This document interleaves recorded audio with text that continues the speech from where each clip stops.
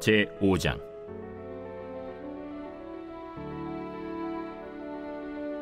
솔로몬이 여호와의 전을 위하여 만드는 모든 일을 마친지라. 이에 솔로몬이 그의 아버지 다윗이 드린 은과 금과 모든 기구를 가져다가 하나님의 전 곳간에 두었더라. 이에 솔로몬이 여호와의 언약궤를 다윗성 곧 시온에서부터 메어 올리고자 하여 이스라엘 장로들과 모든 지파의 우두머리 곧 이스라엘 자손의 족장들을 다 예루살렘으로 소집하니 7째 달 절기에 이스라엘 모든 사람이 다 왕에게로 모이고 이스라엘 장로들이 이름에 레위 사람들이 궤를 매니라.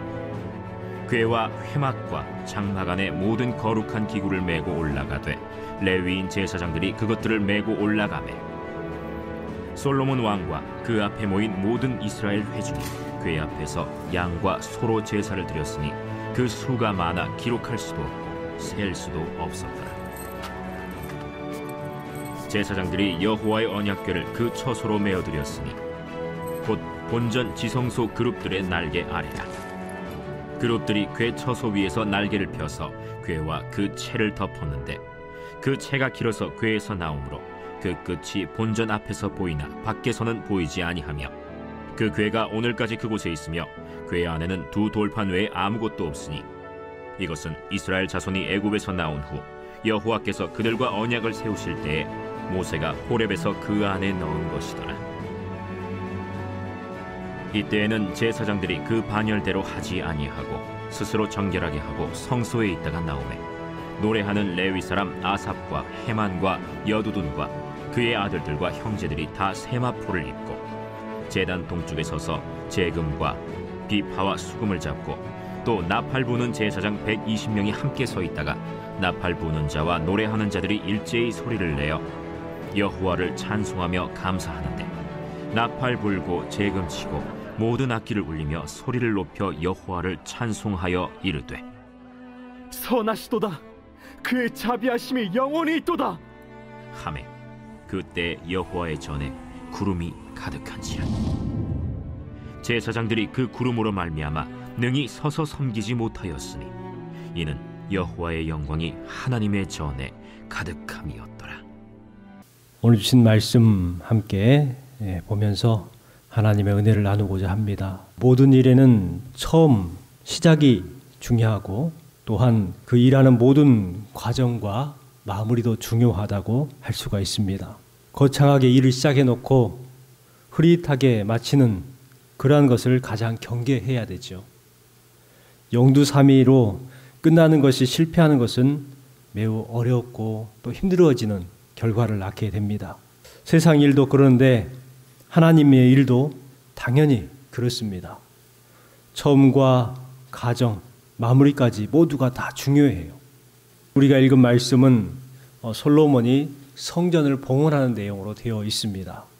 성전 건축의 모든 마무리, 끝을 보여주고 있고 솔로몬은 끝까지 성전의 건축에 있어 불미스러운 일이 생기지 않도록 하고 끝까지 모든 마무리를 지어내는 것을 보게 됩니다.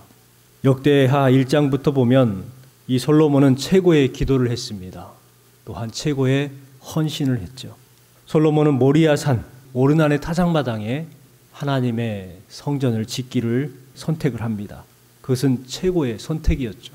아브라함 때에 여호와 이레에 정신이 흐르고 있는 그곳, 다윗이 범죄했을 때에 하나님 앞에 엎드려서 회개했던 장소가 바로 그 모리아 산이었습니다. 그렇기 때문에 그것은 매우 중요한 정신이 흐르고 있었던 것이고 그것을 선택했다는 것은 매우 탁월한 선택이요 최고의 선택이라고 할 수 있습니다. 솔로몬은 성전을 짓기 위해 최고의 선택을 했습니다. 그리고 오늘 주신 말씀에 보면 최고의 마무리를 볼 수가 있고 그리고 2절부터 보면 최고의 예배를 볼 수가 있습니다. 최고의 마무리는 어떤 마무리일까요? 처음에 시작할 때는 결단을 가지고 열심히 합니다. 그러나 마무리는 희지부지 끝나고 마는 경우가 삶 가운데 보면 많이 있어요. 솔로몬은 어떤 마무리를 했냐면 이제 모든 성전을 짓는 것을 건축을 마무리를 하고 나서 안에 있는 집기까지도 하나님의 뜻에 따라서 만들고 순종하여서 배치를 합니다. 그리고 모든 것을 마무리했을 때에 우리는 그것을 다 마무리되었다, 이제 끝났다라고 생각을 하는데 솔로몬은 거기에서 끝낸 것이 아니에요. 어떻게 마무리를 하고 있냐면 다윗이 하나님의 성전을 위해서 드렸던 모든 물건들, 은과 금, 이렇게 하나님 앞에 드렸던 모든 것들을 사사로이 쓰지 아니하고 그것을 하나님의 곳간에 그대로 다 넣어두었다는 거예요. 그러니까 하나님의 전을 건축하고 남은 것이죠. 어찌 보면 이것은 사사롭게 쓰일 수 있는 것입니다. 솔로몬은 하나님의 성전을 지었고 이제 자신의 왕궁을 지을 차례입니다. 그러면 아마 많은 물질이 필요했을 거예요.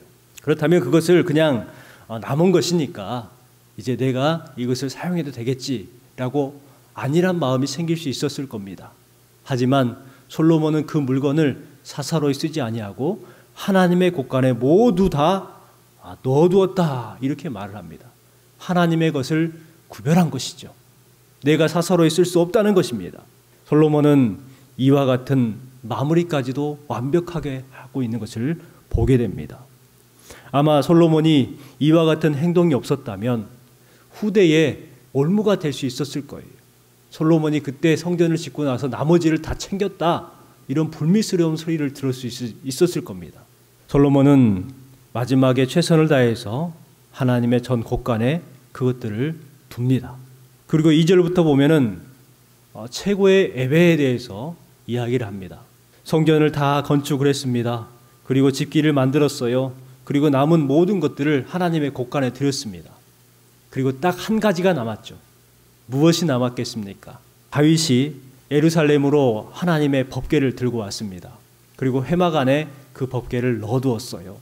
그렇다면 이제 성전 안에 법궤를 옮기는 마지막 과정이 남아 있었습니다. 그 법궤를 옮길 때에 다윗처럼 충실한 마음으로 하나님 앞에 드리고자 온 나라 백성들을 모읍니다. 엄청나게 많은 숫자를 통해서 하나님을 찬양하고 예배하죠.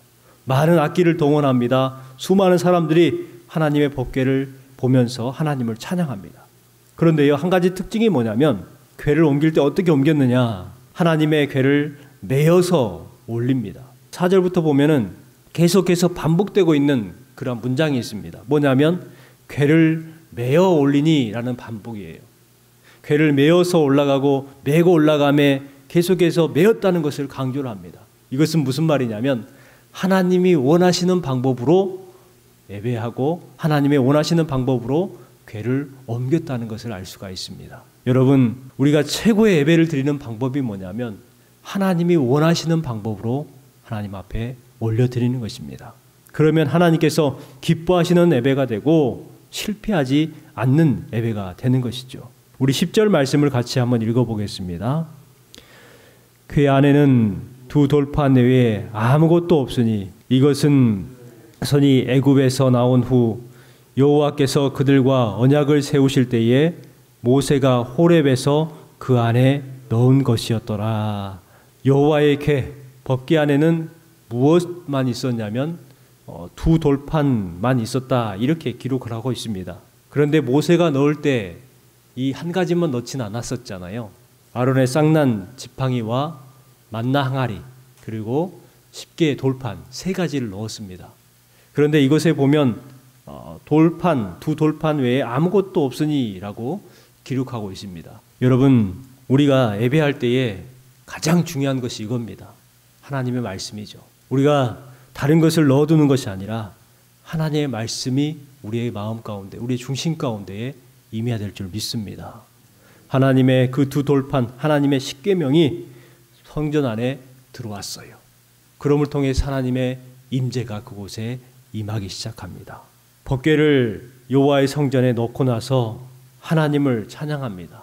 제사장들이 하나님을 찬양하고 노래하는 레위 사람과 아삽과 헤만 사람들이 하나님을 찬양하는데 팔과 비파와 수금을 잡고 하나님을 찬양합니다. 그럴 때에 하나님의 영광이 그곳에 임합니다. 13절 하반절에 보니까 이렇게 말합니다. 그때에 여호와의 전에 구름이 가득한지라. 14절 같이 읽겠습니다. 제사장들이 그 구름으로 말미암아 능히 서서 섬기지 못하였으니 이는 여호와의 영광이 하나님의 전에 가득함이었더라. 하나님의 방법으로 하나님을 찬양했을 때에 그때의 여호와의 전에 구름이 가득했다라고 말을 합니다. 하나님의 영광이 임했다는 것을 알 수가 있죠. 물질 세계에는 임계치라는 것이 있습니다. 물리학 정의는 어떤 물리 현상이 나타나기 시작하는 경계 지점이 있다고 말을 해요. 쉽게 말하면 어느 정도의 수준에 도달했을 때에 거기까지는 전혀 반응이 없다가 도달했을 때에 그 도달함과 동시에 반응이 탁 나타나는 것입니다. 예를 들면은 핵물질이 대표적이잖아요. 아무런 변화가 없어요. 그렇지만 어느 정도의 경계가 이르면 엄청난 열과 전기를 생산할 수가 있지 않습니까? 그것이 바로 임계치라는 거예요. 임계치는 물질 세계에만 적용되는 것이 아닌 것 같습니다. 지금까지 아무런 변화가 없었습니다. 솔로몬이 성전을 정성을 다해서 짓고 그리고 집기를 만들고 하나님의 법궤를 옮기는 그 모든 과정 가운데서도 아무런 변화가 없었어요. 그러나 하나님을 온전하게 찬양하고 예배할 때에 그 경계점, 임계점에 도달한 것 같습니다. 그럼을 통해 하나님의 놀라운 역사가 임하죠. 엘리야도 3년 6개월 동안 비가 내리지 않았을 때에 하나님 앞에 비를 달라고 간절하게 기도합니다. 한 번 기도하고 2번 기도하고 6번까지 기도했을 때는 응답이 있었어요? 아니에요. 응답이 없었습니다. 그러나 7번째 기도했을 때에 그때 비로소 저 멀리에서 손바닥만한 구름이 보이기 시작합니다. 반응이 일어나기 시작한 거죠. 문둥병에 걸렸던 나아만도 엘리사의 말을 듣고 나서 요단강에 가서 몸을 씻습니다. 1번 씻고 2번 씻고 6번 씻고도 몸에 변화가 없는 거예요. 내가 뭐 하나 아마 그 생각을 했을 겁니다. 하지만 믿고 순종했을 때에 7번째 몸을 씻었어요. 그랬을 때에 그 임계점에 도달함을 통해서 그의 몸이 깨끗하게 씻음받는 놀라운 기적을 경험하게 되었습니다. 바로 임계점, 분량이 채워진 것이죠. 예배할 때에 하나님의 임재를 느끼지 못하고 또 예배할 때에 찬양할 때에 하나님의 임재함을 느끼지 못할 때가 있습니다. 아직은 아니라는 거예요. 더 무엇인가가 필요하다는 것입니다. 오늘 주신 말씀에 기록되어 있던 것처럼 그때의 여호와의 전에 구름이 가득한지라 이와 같은 놀라운 하나님의 임재함을 경험하게 될 때가 있을 줄 믿습니다. 바로 중요한 것은 뭐냐면 그때라는 거예요. 그때 14절에 그 제사장들이 그때에 그 구름으로 말미암아 능히 서서 섬기지 못하였으니 이는 여호와의 영광이 하나님의 전에 가득함이었더라. 이렇게 기록하고 있는 것처럼 우리가 하나님이 원하시는 방법으로 최고의 예배를 드림을 통해서 하나님께서 임재함을 경험하는 놀라운 해가 임하게 될 줄 믿습니다. 여러분의 삶 가운데에 그때를 기대하며 하나님 앞에 기도했으면 좋겠습니다. 하나님의 때가 분명히 있는 거거든요. 그렇다면 그때가 언제인지는 알지 못하지만 그래도 우리는 끝까지 포기하지 아니하고 하나님이 원하시는 방법대로 순종하며 기도해야 합니다. 하나님의 놀라운 임재하심이 경험되고 뜻이 우리 삶 가운데에 임하게 될 줄 믿습니다. 오늘 하루도 주님 안에서 평안하고 든든히 서가시는 여러분 되시기를 주님의 이름으로 축원합니다.